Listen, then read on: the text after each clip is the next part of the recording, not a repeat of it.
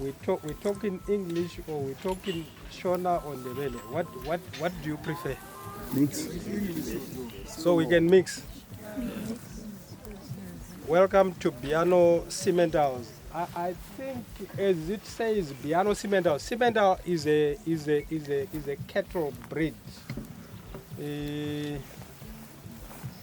These are African Simmentals. Don't think about Simmentals that have come from somewhere. They have been bred in Africa since 1897, I think. The oldest Simmental head came into Africa in 1897. So these animals, we've been breeding them in Africa ever since that time. So they are African Simmentals. They are adapted to the African environment, and they are doing very well in Matabeleland because these ones are here in Matabeleland. We've been breeding them over 15 years today. The group of animals that you see that are selected and put here, they've got calves. I'm sure you can see each one. The younger ones are the calves to the mothers. They are all born around October, November.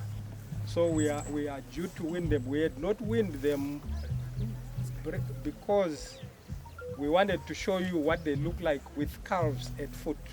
They have not been fed. They have been moved from the paddock. I think when you drove in, you saw them in the paddock there. It's a pasture paddock that we planted there, specifically for our cows with calves. We've got a group of another 40 cows that are not here on this farm. We renting them somewhere where they are. But Biano Simmentals is a very small farm. It's not a big farm. It's 80 hectares in total. And at most when we are saying this is the most we can carry, we carry about 300 of these animals. So we've tried to do it or go very intensive in terms of livestock production on a unit area, if you understand what I'm saying. The livestock per unit area that we carry is more than what most of the farmers in the region would carry. I know in Matabeleland it could be one livestock unit to 6 or 7 hectares of land, but we are carrying more cattle than the hectares of land that we have. So that's an intensive approach which I would like to encourage most of us to be looking at and seeing how much livestock we can produce per unit area. Let the number of livestock units be more, but it's a lot of effort to do that because we put a lot of programs that run with that. The programs include production of pastures, like I'm telling you, that side there. If you look the back side of the sheep that you see there, it's a planted pasture. We've got Katambora there.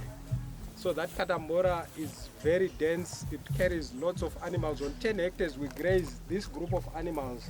We graze it from May through to December.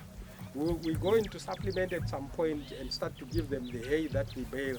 But for now, it's okay. They are surviving there, the group of 30 cows and the 30 calves.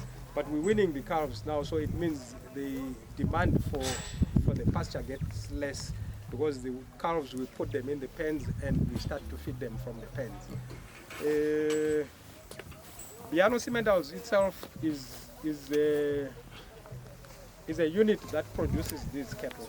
But to produce these cattle, we run some programs that include the pastures that I'm talking about. We also do fodder crops that we make silage. So the silage that we make is to make sure our winters are covered.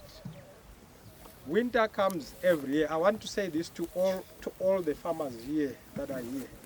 Winter comes every year. It doesn't skip a year to say next year we won't have a winter, so we don't prepare. So we must prepare for winter every other year. And our winters in Zimbabwe are very long because starting now to the first rains, which is probably in November, December, it's all winter period. We classify it as winter. And that period is the most difficult period for farmers who may not have prepared for winter that they know is coming. This year in particular may be one of the worst droughts that we are facing, because we have got so much grass, and all that grass is going to be converted into ashes very soon, because you'll see the veld fires. So if you're not ready, you may be facing a huge drought, because if you don't have anything to fall back on when the fires burn your farm, it means you are in a big drought. So we've got to be careful and try and plan way ahead. So in terms of nutrition, I said we've got silage, we've got hay bales. And in terms of our level of preparedness, these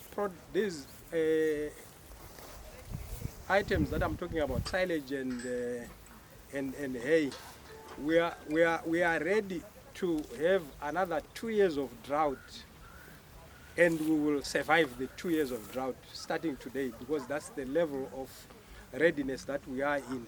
We are sitting on approximately 1,000 tons of silage here, and we are sitting on approximately 2,000 bales. Most of the bales are not here, but those big round bales are weighing they are weighing 250 to 300 kgs, and we are already having 2,000 of those.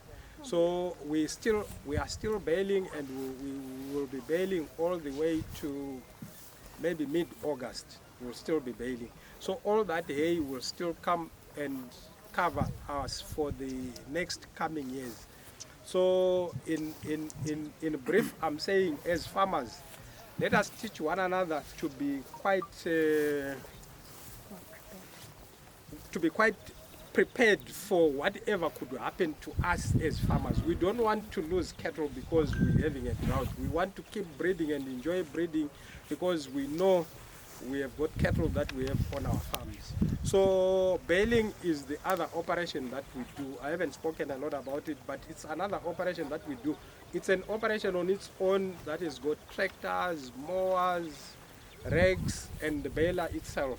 So as we plan what we do going forward, I think it's important for farmers to look at having a small baling operation, not a small silage pit, but a good silage pit that you know will cover you. The bad period is between August and November, before the rains. That's where you get the mortality rate goes high. That what you call it, poverty deaths, am I right? Yes. Yeah, the poverty deaths, they rise from August. You start seeing a lot of cattle dying, because we are not ready. Let's change that mentality and get ready all the time. I would spend the whole day talking. I think if there's questions, I think they will be asked later, not now. Am I right? Yes. Yeah. So what you see here is basically some of the big operations that we do. We're moving manure. You can see all this manure. We move it into the fields. We are not using a lot of chemical fertilizers here. We use a lot of that manure. So our cattle drop the manure, we put it in the fields, and it keeps us going. You may want to know the cost that goes into silage making. I know we've got a lot of stock feed companies here. Mr. Ndawambi is one of them.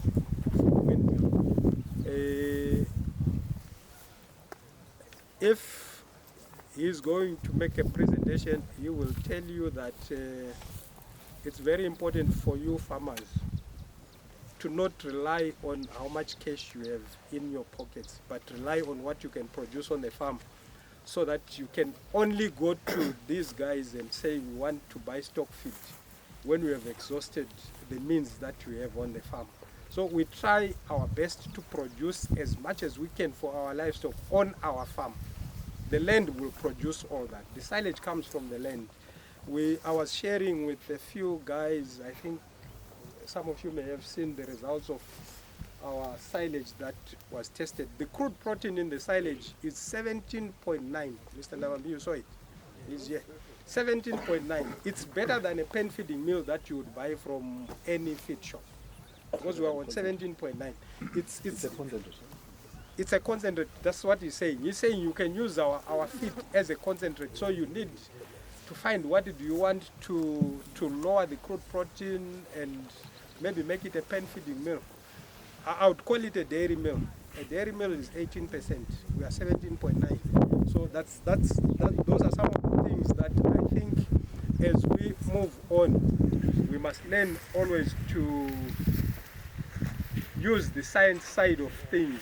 Get your silage tested. Don't just make a silage and say, I've made silage. Take a sample. Matopo Research is here. They will test it. 5-8. They test. We send our sample to 5-8, and they do the test for us. And the results I'm talking about is from 5-8 lab. So it's very important. We also do a lot of work on artificial insemination. We're working with Matopo Research. They are here also.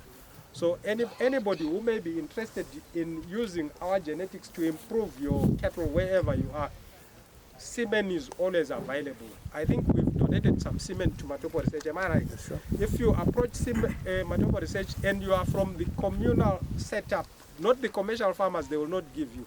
Because when we donate semen, we don't want to be giving it to commercial guys. You are our clients. We want you to come and buy food or buy semen from us. But the communal sector, we want to see those cattle improving. So we try and make donations so we can impact communities across the country. So in brief, our intercalving periods, they are very good. They are very good. We've got some cows. Mr. Ndabambo is following on another cow. I think it's 20 OC 2102. The intercalving period on that cow is at 290 days. Is it 290? 294. 294 days. 294 days. That's less than a year. And those who have followed us at all our shows is one of our show cows. So she's got a calf, she's here right now. She's pregnant. When we go to ZITF to Harare show, she will have a calf again because she goes to the show with a calf. These cows that you see here, the intercalving period of all, including the cows, even that are not here, we don't have anything at over 450 days. So our average is quite very good. In a lot of farms, it's very important what I'm saying. A lot of people are not checking how long it's taking them to get a calf from a cow. Some are going for 700 days, 800 days, which is 2 years, more than 2 years before you get a calf. You are not in production because you're looking after the animals, you're dipping them, you're deworming them and everything. So when are you going to make money out of the cows? We must lower the intercalving period, and the national statistics are not very good because I think they are below 47%. They are below 47%. Am I right, Mr. Chamisa? True. National statistics on intercalving is below, most of them. It's not very good. Even the conception rates are not good. So we need to improve on that. So what we bring to the party is the fertility that runs with these cattle. So when we're talking about intercalving period, we are already looking at fertility on the side of our production. If you can have those fertile genetics into your breeding, it means you're going to improve your intercalving periods also.